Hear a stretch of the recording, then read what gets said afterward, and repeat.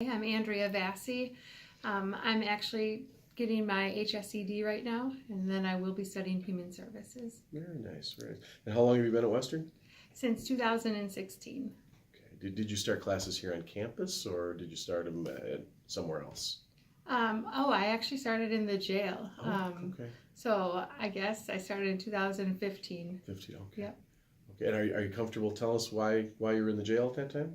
Yeah, well, my addiction issues, I used to use meth, and I wrote a lot of bad checks Okay. all over, actually. Okay. So you were in there time, and who was your teacher at the jail at the time? Willa. Oh, you and Willa hit it off pretty good? She's pretty cool. Now here on campus you're doing the 509 program, right? The adult diploma. Mm-hmm. Yeah. What's been good about that for you? Oh, wonderful. So many things. Here, I met Betsy and Carla, Yeah. super wonderful instructors. Yeah. And so that gave me the ability to still be a mom and come to school and not worry about tests because I was afraid. I'll be graduating, I will finish tomorrow. Maybe let's back up a little bit. And I want to think about, so I know you said you struggled with the addiction issues a little bit and you had, that got you in a difficult situation. Mm-hmm. So what started to turn it around and bring you back the other way? I mean, what said, okay, I need to come back to school now? Well, first and foremost, my faith. That really, I mean it. The faith in that's, yeah, forgive me. It continued more, realizing that I'm a mom that, that my children don't respect. Mm. And they did respect me, but not in all ways. My son was really having a hard time in school, and he didn't want to listen to me. Sure. He's like, well, Mom, you don't go to school. You never graduated. You just got out of jail. Like, why am I going to listen to you? So that's really what made me come back to Western. So how do you do all that? I mean, you got kids you're working with. You got all those responsibilities. How do you make it all fit? 3 planners. Okay. In your HSED. Yeah. Are you getting college credit at the same time? Yeah, I'm actually going to have 9 credits, which wow. is insane. Yeah. So 9 credits is almost a semester. Yeah. Right? Yeah, I mean, that's pretty cool. And so, I mean, and you think you'll continue on to college? Yeah, I do.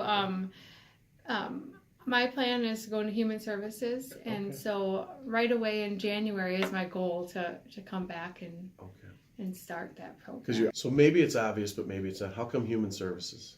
I really want to help women. I really want to help women with addictions transition out of jail and get their kids back.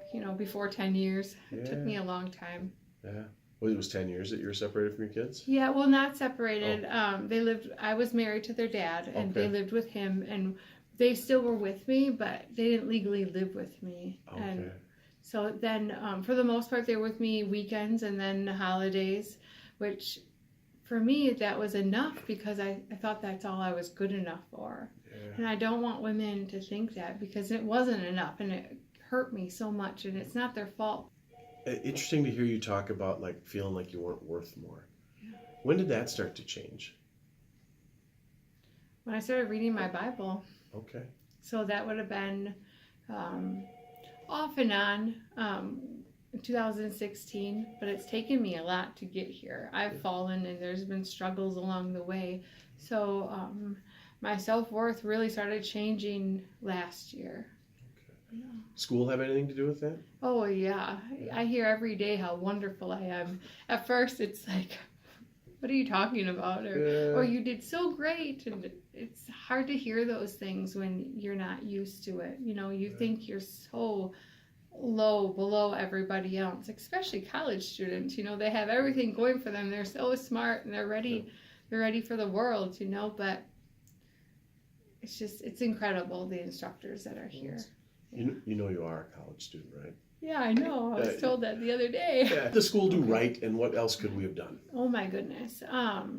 Right away when I walked in these doors, everyone was friendly. And right away they asked me, what I needed and what I wanted, basically. And I met Max. That's the first person I met, and I was homeless at the time, and I didn't even know where I was going to go that night, but I wanted to continue school. So you were homeless when you came back to school. Oh yeah. So that's really awesome, right? That blows my mind. Why then? Why was school the answer? I wanted to stop using and I didn't know what else to do at that point. Okay. And I thought that if I can go to school and get a job, I can get my kids back, you know. Okay. And so that's my mindset. I really thought that I needed to start somewhere. Everybody here wanted to help with their means or by their means. They wanted to do whatever it was. Like, where are you going to sleep tonight? Let's find you a shelter or somewhere to go. You know, that was the first thing because that was a huge barrier to Absolutely. me. And then, do you have school supplies? You know, I got a backpack. Gave me her bag, this cute, wonderful bag that obviously matched her outfit. It was perfect for her that day, and she just took her stuff out of it and said, "Here, now you have a bag." You know, Nice. just wonderful. Small little things like that really, Yeah. they really help when you don't have anything. No, that's it's pretty amazing. So you're not the first student I've met who said I was homeless when I came here, and I'm just so impressed by that, right? So because you kind of talk about some basic things you're working on, but school was important enough to get in there and help keep you motivated. I mean, I think I know you said everybody tells you how awesome you are. You're pretty awesome, Andrea. That's yeah. I still don't see that, but thank you. So there had to be low moments along the way. Oh, quite a bit. Yeah. What kept you going through the low moments?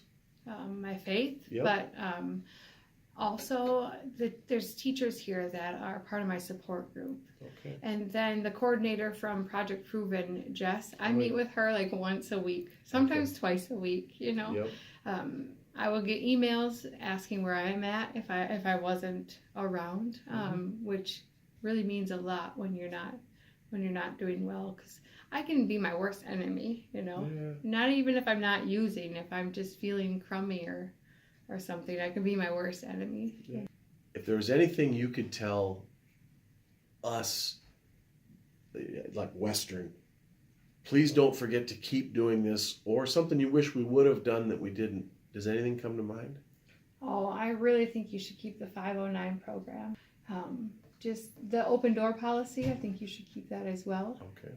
Your snacks that you have for these students that need to eat because they have no food at home, you know, that keeps them, their belly's not overcoming their mind. Right, well, society sometimes has like a negative outlook on people with addictions or homeless. You know, you see people on the street and you don't want to help them because you think that they're just going to buy booze or something. That could be the case, but it always is not. So I would like to tell the people that are in the same predicament that I was, that no matter what, you have a chance. You know, there are people in the community that want to help you.